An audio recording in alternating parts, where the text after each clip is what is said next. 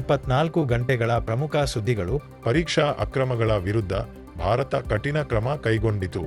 ಸಂಸತ್ತು ಪ್ರಶ್ನೆ ಪತ್ರಿಕೆ ಸೋರಿಕೆ ತಡೆ ತಿದ್ದುಪಡಿ ಕಾಯ್ದೆಯನ್ನು ಅಂಗೀಕರಿಸಿದ್ದು, ಗರಿಷ್ಠ 10 ವರ್ಷಗಳ ಜೈಲು ಶಿಕ್ಷೆ, 10 ಕೋಟಿ ರೂಪಾಯಿ ದಂಡ, ಆಸ್ತಿ ಜಪ್ತಿ ಹಾಗೂ ಕಡ್ಡಾಯ ತ್ವರಿತ ನ್ಯಾಯಾಲಯಗಳ ವ್ಯವಸ್ಥೆಯನ್ನು ಜಾರಿಗೆ ತಂದಿದೆ. ಇದು ಭಾರತ ಇದುವರೆಗೆ ಜಾರಿಗೆ ತಂದಿರುವ ಅತ್ಯಂತ ಕಠಿಣ ಪರೀಕ್ಷಾ ಪ್ರಾಮಾಣಿಕತಾ ಕಾನೂನು ಎಂದು ಪರಿಗಣಿಸಲಾಗಿದೆ. ಭಾರತ ತನ್ನ ಮರೆಯಲಾಗದ ವೀರನನ್ನು ಸ್ಮರಿಸಿತು. ಶಹೀದ್ ಉಧಮ್ ಸಿಂಗ್ ಅವರ 87ನೇ ಪುಣ್ಯಸ್ಮರಣೆಯ ಸಂದರ್ಭದಲ್ಲಿ 1919ರ ಏಪ್ರಿಲ್ 13ರ ಜಲಿಯನ್ವಾಲಾ ಬಾಗ್ ದುರಂತಕ್ಕೆ ಪ್ರತಿಕ್ರಿಯೆಯಾಗಿ 1940ರಲ್ಲಿ ಲಂಡನ್ನಲ್ಲಿ ಮೈಕೆಲ್ ಓರ್ವೈರ್ ಅವರನ್ನು ಹತ್ಯೆಗೈದ ಶಹೀದ್ ಉಧಮ್ ಸಿಂಗ್ ಅವರ ಶೌರ್ಯ ಮತ್ತು ತ್ಯಾಗವನ್ನು ಭಾರತ ಗೌರವದಿಂದ ಸ್ಮರಿಸಿತು. At Universal Group of Institutions, we provide you BA, BCom, BSc integrated with UPSC. Saudi Arabia ಸೇರಿದಂತೆ 14 ರಾಷ್ಟ್ರಗಳು ಬಲಿಷ್ಠ ಸಮುದ್ರ ಭದ್ರತಾ ಮೈತ್ರಿ ರಚಿಸಿದವು.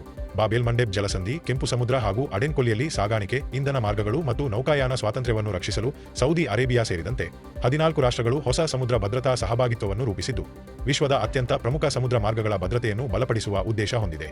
ಗಾಜಾದಲ್ಲಿ ಶಾಂತಿಗೆ ಹೊಸ ಆಶಾಕಿರಣ.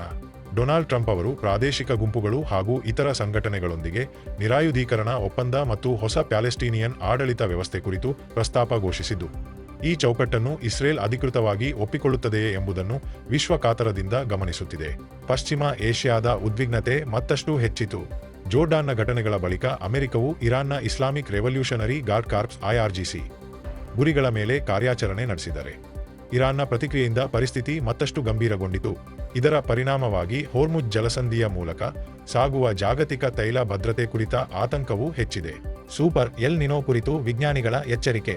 ಪೆಸಿಫಿಕ್ ಮಹಾಸಾಗರದಲ್ಲಿ ಅಸಾಧಾರಣ ಉಷ್ಣತೆ ಹೆಚ್ಚುತ್ತಿರುವ ಹಿನ್ನೆಲೆಯಲ್ಲಿ ಸೂಪರ್ ಎಲ್ ನಿನೋ ಸಂಭವಿಸಬಹುದು ಎಂದು ವಿಜ್ಞಾನಿಗಳು ಎಚ್ಚರಿಕೆ ನೀಡಿದ್ದಾರೆ. ಭಾರತೀಯ ಹವಾಮಾನ ಇಲಾಖೆ IMD ಅಂತಹ ಯಾವುದೇ ಅಧಿಕೃತ ವರ್ಗೀಕರಣ ಇಲ್ಲ ಎಂದು ಸ್ಪಷ್ಟಪಡಿಸಿದೆ. ಭಾರತದ ಮುಂಗಾರು ಮೇಲೆ ಪರಿಣಾಮವು ಇಂಡೋ ಪೆಸಿಫಿಕ್ ಸಾಗರ ವಾತಾವರಣದ ಪರಿಸ್ಥಿತಿಗಳ ಮೇಲೆ ಅವಲಂಬಿತವಾಗಿದೆ. ವಂದೇ ಮಾತರಂಗೆ ಕಾನೂನು ರಕ್ಷಣೆ. ಸಂಸತ್ತು ರಾಷ್ಟ್ರೀಯ ಗೌರವ ತಿದ್ದುಪಡಿ ಮಸೂದೆಯನ್ನು ಅಂಗೀಕರಿಸಿದ್ದು, ಭಾರತದ ರಾಷ್ಟ್ರಗೀತೆ ವಂದೇ ಮಾತರಂಗೆ ರಾಷ್ಟ್ರಗಾನದಂತೆಯೇ ಅವಮಾನದಿಂದ ಕಾನೂನುಬದ್ಧ ರಕ್ಷಣೆಯನ್ನು ಒದಗಿಸಿದೆ. ಇದು ಭಾರತದ ಸಾಂಸ್ಕೃತಿಕ ಮತ್ತು ಸಾಂವಿಧಾನಿಕ ಗುರುತಿನ ಮಹತ್ವದ ಘಟ್ಟವಾಗಿದೆ. ಇನ್ನಷ್ಟು ಉಪಯುಕ್ತ ವಿಡಿಯೋಗಳಿಗಾಗಿ ನಮ್ಮ ಚಾನೆಲ್ಗೆ ಸಬ್ಸ್ಕ್ರೈಬ್ ಮಾಡಿ.